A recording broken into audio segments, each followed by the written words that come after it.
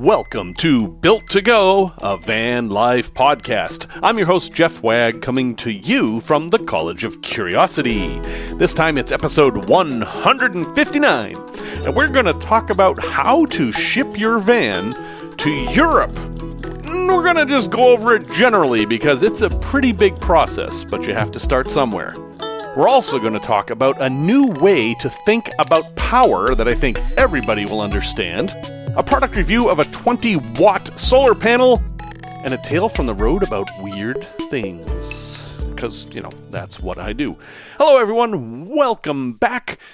And, several people have written to me and said, hey, why don't you talk about shipping vans overseas? And I thought, I don't want to do that because I don't know much about it. So I learned some things about it, and now we're going to talk about it. But big caveat here.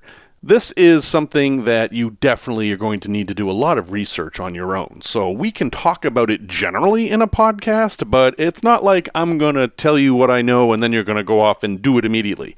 Watch some YouTube videos. I'll have one recommended in the show notes, and do your own research. There's a lot of different ways to do this, but in general, this is how it goes.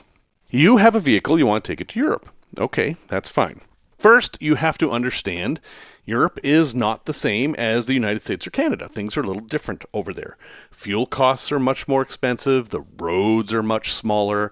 If you've got a 40-foot diesel pusher that you're wanting to bring to Europe, you absolutely can do that. But it's not going to fit in a lot of places that you might want to go. So think about bringing the right vehicle. Also, if your van cost you $3,000 and you built it out for $500, that vehicle might better stay put here in the U.S. and buy another vehicle when you get to Europe. Because the costs we're talking about here are probably at least $3,000 and then up from there. Say $3,000 to $5,000 in general. Depending on things, it could go up. So, you want to bring a vehicle that has some value. Bring a vehicle that there's a reason to bring over there. Don't just bring your 2010 Grand Caravan because that's what you have. You're better off buying a vehicle in Europe if that's the case. Also understand that Europe uses different power. So whatever you have in your rig for plug-in shore power might not work the same. Also, propane can be more difficult to find, and they use different fittings. So you're going to have some challenges that you'll have to work out yourself. Just know that some things are different over there than over here. But okay, you've gone through that. You've decided you're going to do it. Well, the first thing you have to do is figure out where you're going to ship your vehicle from. And that's not as simple as you might think. There aren't that many ports in the U.S. that actually go to Europe. Now, you probably want to be on the East Coast. While you can ship your vehicle from the West Coast, Seattle and L.A., for example, you can imagine how long that's going to take because these vessels don't typically go through the Panama Canal. So they have to go all the way around South America or go all the way around the Cape of Good Hope, depending on which way they go. And then you finally will end up in Europe. Now, if you're going to go to Asia, it would make more sense to go to the West Coast. But if you're going to go to Europe, remember that Europe is at a more northerly latitude than much of the U.S., so you want to go to the northeast. And for me, if I were going over, I would probably go to Baltimore. Baltimore has a huge automotive shipping port, and that's probably going to be your best bet. If you're in Canada, Halifax. That's another good spot. So figure that out. Figure where you're going to send it from. If you're down in Florida, you're probably going to have to drive to the northeast because there's not much leaving from Florida. Oddly, as it turns out, where you're going matters less. Prices and procedures are about the same regardless of where you're going. But a lot of people choose Belgium for some very good reasons. They have modern facilities, it's centrally located in Europe, and there isn't as much of a crime problem there as there can be in other ports. But hey, pick wherever you'd like. Just make sure that you're going to a place that accepts vehicles shipped this way. How are you physically going to get your van on the boat? Well, there's two different ways to go. If you have a small van and it will fit inside a container, that's going to be much cheaper. Plus, you can put whatever you want in the container. Plus, you can lock the container. We'll get back to that in a minute. This is the best way to go if you can. And the way it works is you are given a container, you drive your vehicle in there, and then you attach your vehicle to the inside of the container so it doesn't roll around. I mean, obviously you're going to put on the emergency brakes, but you will also want to nail in boards to block the vehicle from sliding, because this thing's going to be lifted up in the air and then put on the ship. And then you can use the rest of the space for whatever you want. Just understand that you're going to have to go through customs at the other side, so, don't load it up with stuff that might give you trouble in customs, let's just say. But if you had kayaks and things like that, you could certainly put them in there. But if your van's too big, and if you've got a high-top Sprinter or Ford Transit, yeah, that's too big, you're going to be doing what's called a row-row. And no, that is not how the ship actually gets from one port to another. There's nobody rowing, hopefully. No, it's roll on, roll off, which means you drive on the ship and then you drive off. Or more likely, one of their agents drives your van on the ship and then drives it off. Now, what do you have to do to get your van ready? All right, the first thing you're going to do is find an agent. This isn't the same as like calling a shipping company. You don't call UPS and say, hey, I want to move my van. There are agents that specialize in this kind of a thing, and they are not the company that does the shipping. They're kind of like travel agents. They associate with these companies, and you would deal with them. And yes, they get paid as part of this, but it's worth it because there is a lot of documentation and a lot of things can go wrong. You definitely want to use a shipping agent. And then the shipping agent will explain everything to you, all the fees, how long it's going to take. And one of the things they'll explain to you is preparing your vehicle. You're going to remove all food, period. Everything that's a food item. Salt and pepper, get it out of there. Spices, gone. Cans of food, out. No food. It's just going to make things easier in customs. Definitely nothing fresh. No fresh vegetables, no plants, nothing like that, because they're going to be concerned about soil contamination and things like that. Also, you have to understand that other people are going to have access to your van. You have to give them a key. They're the ones driving it on. And during the voyage, it's not impossible that a crew member might snag a key and just go kind of hunting around in the vehicles, or possibly in the port. The vehicle is going to pass through many hands, and not all of them might be honest. So you want to take out anything that is of value. Now, typically, from what I've seen doing my little bit of research here, is that the things that get stolen are small things. So let's say you left a Bluetooth speaker out, someone might take that. They're not going to take any major components like your sink or your stove or your house batteries. But they will take your other little batteries. And so the recommendation is you remove all your electronics. Definitely remove anything that's flammable, including batteries. Take out all your batteries, not your big batteries, not your house batteries, but anything that's movable, take those out. Matches, lighters, lighter fluid, anything like that, make sure it's gone. Of course, all alcohol, anything like that. You're going to want to make your van as sterile as possible. And of course, all your tanks are going to be empty, including your propane tank, though you'll have a quarter tank of fuel, so they can move the vehicle around as needed. Another tip is to cover everything with sheets if you can, because dust and dirt and grime can get in your van. I am not entirely sure about this, but it's quite possible that for safety reasons, they will park your van in the ship with the windows down.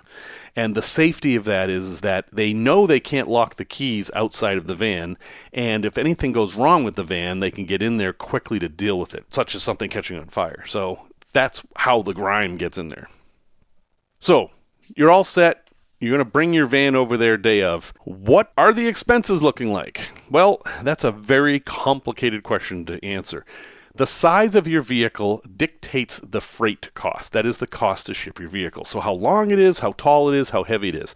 You want to be as exact as possible on that stuff. But then there's other fees. So you've got that fee. Then, given the way the market is right now, you may have a fuel surcharge, which is an extra fee to help counter the expense of fuel. You will have a departure port charge, a freight forwarding charge, a forwarding charge on the other end for arrival, a terminal charge, and then finally, you will need what's called marine insurance. This insurance simply covers your vehicle for the crossing. That's it. You're going to need other insurance when you get to Europe. That's a separate topic. We're just talking about actually getting your vehicle there. So, okay, that's great. You just arrange a time and you drop your vehicle off.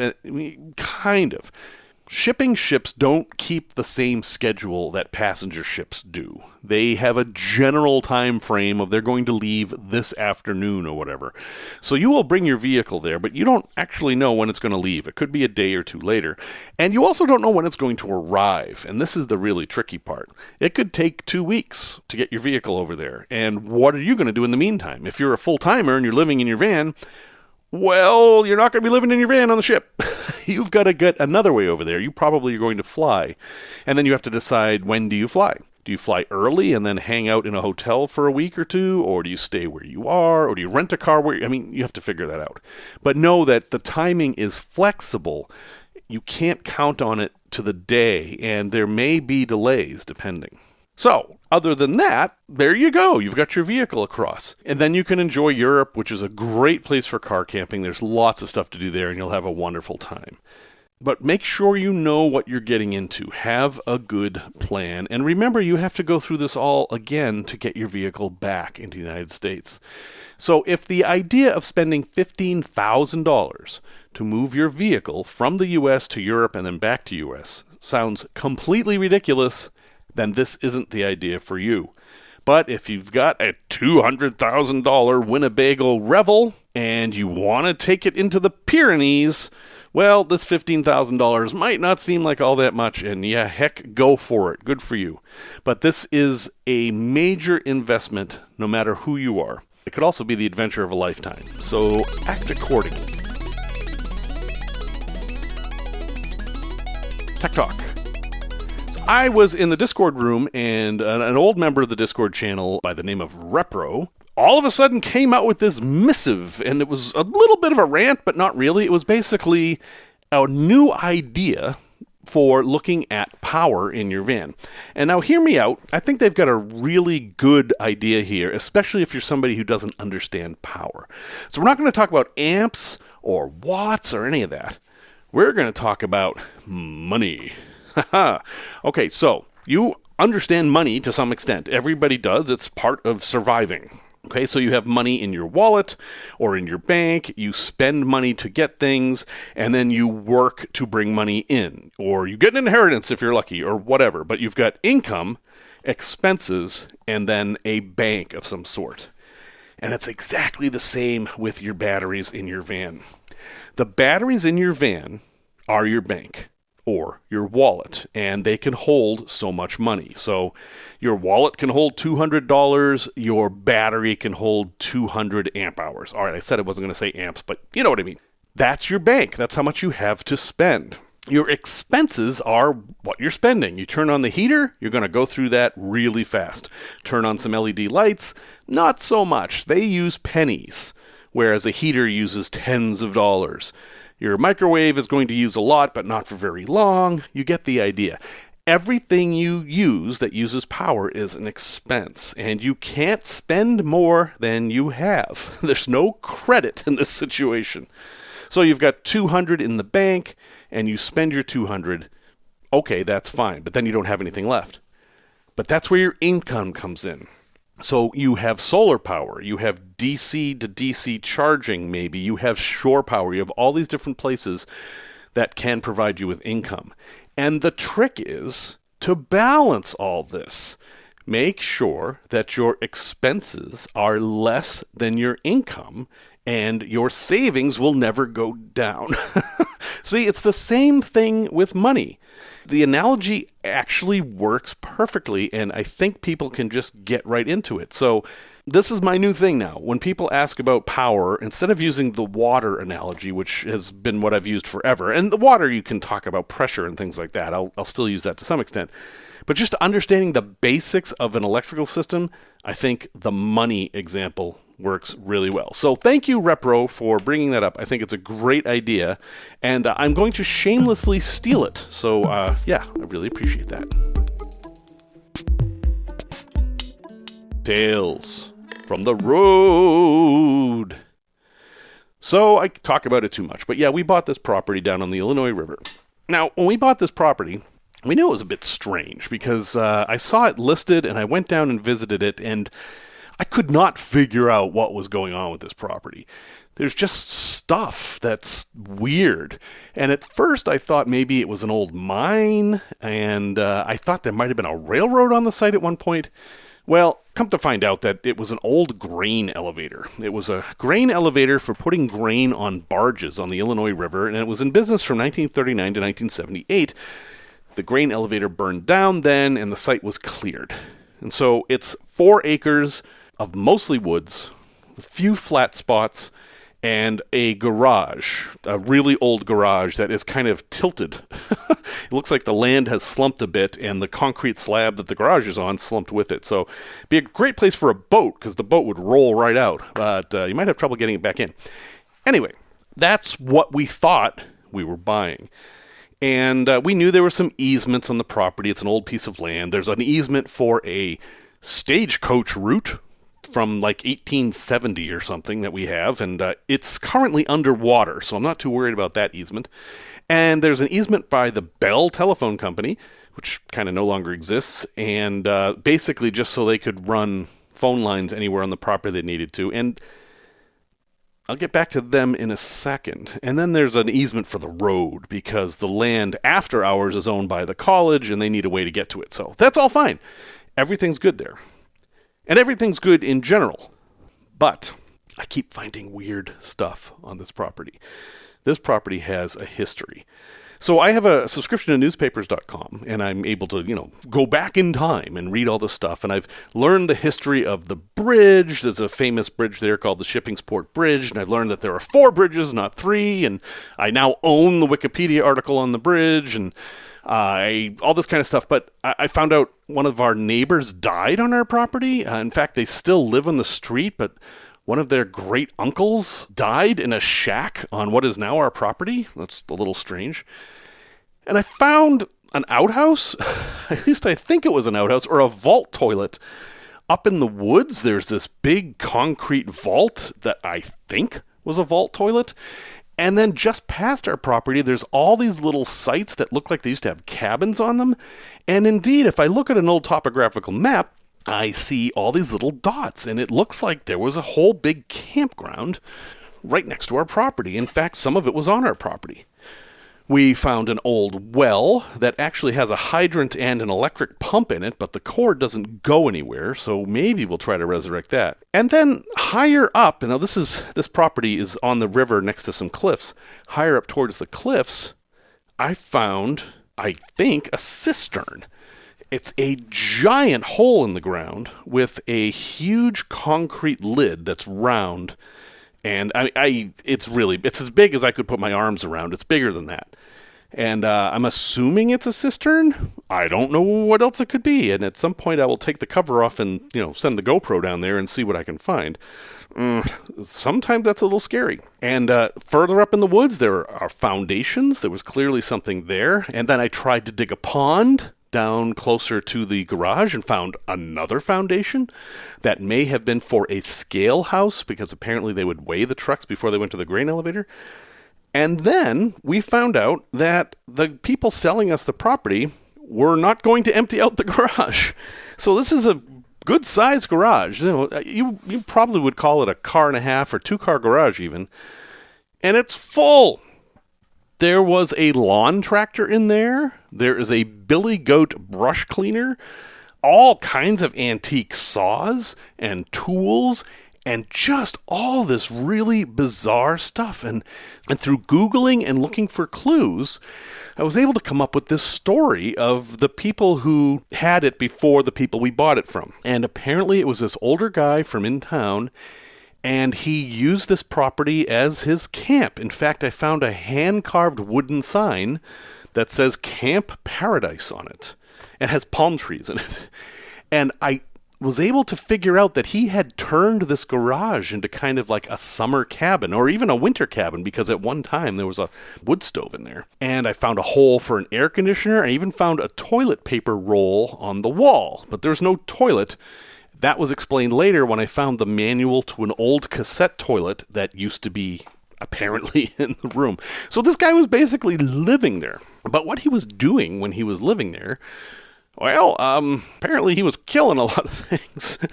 In front of the garage, there's a concrete slab that has shotgun shells embedded in it. I don't know if that's a tradition or what. And inside the garage, there's a massive meat grinder, a whole bunch of rabbit traps, and some very, very well-used butcher knives. And there are some deer antlers hanging from the ceiling, so I figure this was kind of a hunt camp. I figure this guy kind of used this as his base, and he did some hunting and made sausages and whatever else, and it's kind of cool. And I can see when he was doing this, because there are these mimeographed, photocopied pictures from about the year 2001 that were of cartoons that were anti-Osama bin Laden. Like, one of them is an eagle sharpening his claws with a wanted poster of Osama bin Laden on it. And this guy was, clearly upset about 9/11, as he should have been, and took it upon himself to post up these little pictures. And then there's one part where it's kind of sad in a way, but there was one section of the wall that he was using for photographs. And I happen to know that this fellow died before this property was sold. I don't think he died on the property, but this property was left and he died. And whoever got it after him just kind of ripped the pictures off the wall. And I know this because the corners of the pictures are still there. There's thumbtacks with corners of pictures still in the wall. And I get it. It's a lot of work. But when I go in that garage now, I feel like I'm in somebody else's garage. I mean, we've paid for it. We own it free and clear. There's no doubt about that. But this was someone else's sanctuary. This was their happy place. And now it's mine. It's just kind of a little weird, but it's also kind of nice. And before I leave this story, I'm hoping there aren't more stories, because being on the river, this property does flood to some extent, and it's on a hill, so only part of the property floods. We're totally aware of that. But stuff from the river washes up, and we have found some unusual things. And there are 3 50-gallon drums that are sealed that are on the edge of our property. And, what's in those? I'm afraid to find out, because it's not something good. Whatever is in those, and they certainly seem full, it's something I don't want to know about. And, hey, maybe we'll have a part 2 to this story, or just maybe it'll be in the newspaper. Product review. I have a problem with my Sprinter. I know, you're shocked, but the starter battery keeps draining on me, and I don't understand why. I have attached absolutely nothing to it, but it is an ambulance, so it's quite possible that there's some ambulance component that's draining the battery, because when these ambulances are used in normal use, they're plugged in every night, so they can afford to have some drain on the starter battery, because it isn't going to matter. Mine is not plugged in, and if it sits for a week, well, drains the battery. So I've got that burden to bear. But one way I thought about bearing that burden was to actually get a solar panel to charge the starter battery. I mean, why not? I've got solar panels charging the house batteries in the back. Why can't they charge the starter battery too? And I could have done some complicated thing where I can send power to either battery, or even done some sort of a VSR type of situation. And you know what I did? I just bought a 20-watt solar panel.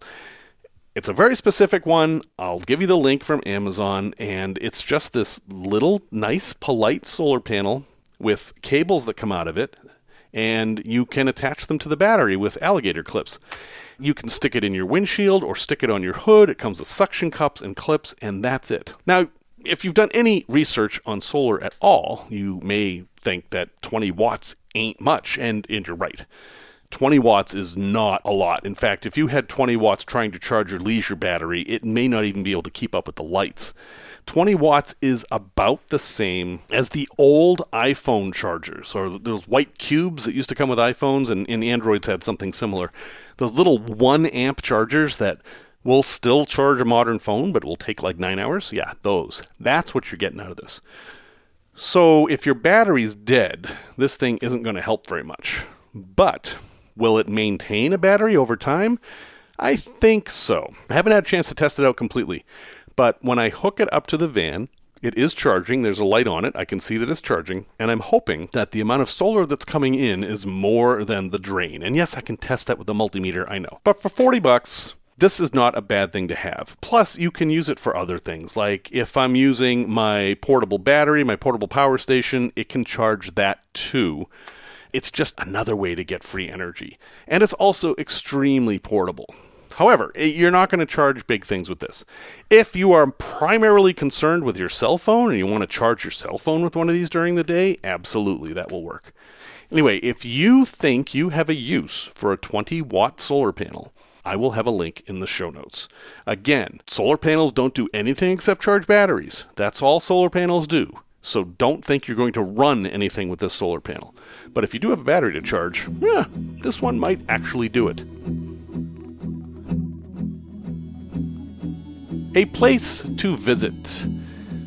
So this post is Fragile, which is Italian, as you know. Actually, it's not. This post is, this is about Oklahoma, actually. In Chickasha, that's Chickasha, Chickasha, Chickasha, Oklahoma, there is a very large object right near the road. And it's lit up at night. It's 40 feet tall. And it sits upon a 10-foot base. So this thing's 50 feet in the air. It's built out of fiberglass, and it was brand new in November 2022. And this object is a major award. And if you haven't got the Christmas Story references yet, I shall now reveal it. It is a giant lady leg lamp. Now, if you've not seen A Christmas Story and seen the major Fragile Award, this is a lady's leg with a lamp on it. That's it. It's not a prop from Jaws, although that would be kind of hilarious. It's this thing that people used to buy. It's a lady's leg with a lampshade on it and has a light in it. And I don't know why people bought these things, but it was made fun of in A Christmas Story. And, well, Chickasha, Oklahoma, claims to be the birthplace of the giant lady leg lamp. And heck, you can go visit. They have built this massive monument to the giant lady leg lamp. And yes, it lights up. So if you can see it at night, that would be the best time. Oh, wow. Yeah. There's lots of stuff to see out here in the U.S. Now, this thing is right on Route 44, which is basically Route 66, and it's in Chickasha. I mean, that's the closest town. There's really not that much else in that neighborhood. It's not too far from Oklahoma City, so you can make a day trip out of it. But, I think you need to have your picture taken in front of this thing just to show how much of an eclectic traveler you are. And I seem to end up in Oklahoma more often than I ever plan on it, and the next time I go, I'm going to make an effort to go visit the Chickasha Lady Leg Lamp Monument. Resource recommendation. I don't know why I'm so obsessed with this idea, and I keep pushing this on you, but I have a water problem. So, despite the fact that the property we have is on a river and that we have a well that we haven't turned on yet, we have a fresh water issue because basically we have to truck in all our fresh water. And typically what I'll do is in our condo in Chicago, I'll fill up 2 5-gallon jerry cans with water and bring them down every single time. And it's not the end of the world. 10 gallons of water is plenty for a weekend. And we can always get more water in town. But what bugs me is I notice that a lot of the water we use isn't for drinking. In fact, very little of it is. It's for flushing toilets and washing dishes and that kind of a thing. And, you don't need drinking water for that. River water would actually be fine for all of that. But due to the nature of how the property is, it's actually difficult to get water out of the river. But there's the rain. This may sound ridiculous, but if you're in a situation where you need water, collect rainwater. I mean, it's actually not legal in Western states. You've got that to worry about, but you have a vehicle with a big flat roof, and that collects a lot of water. So what I have is on the top of the Winnebago, which is the flattest of flat roofs, all the water comes down out of one corner, which even if you level a vehicle, it's probably all going to come down one corner. And I just collect it in a 5-gallon bucket. And then I use that water. I use it to flush the black tanks. I use it to flush toilets. I use it to water plants when I need to. It's very useful water, and it's one less jerry can full of water that I have to deal with. So this is one of the reasons I really like the 2-tank water system, where you have known good drinking water that's in one place, and then just good water that you can use for everything else, because its source can be more questionable. I would absolutely be fine with putting river water into my fresh water tank, because I know that I don't ever use it for drinking water. I will always bleach it. I'll pour some bleach in to mix it up to, kill anything harmful. Now, the Illinois River connects to the Chicago River. There's industrial problems you have to worry about too. This would not be good water to drink at all. But if I'm the only one using the rig, I know not to drink the tap water, so it's not that big of a deal. Just consider that you have this resource of water that's falling from the sky in many places. Why not take advantage of it? Well, thank you very much for listening to this episode. As always, music is by Simon Wagg. If you're curious about this Discord thing, yes, we have a channel. It's called Built to Go, a Discord channel. Surprising, I know. And you can find a link to that at builttogo.com. It's in any of the podcast episodes. Until next time, remember the wise words of W.H. Auden, who said, "Thousands have lived without love, but not one without water."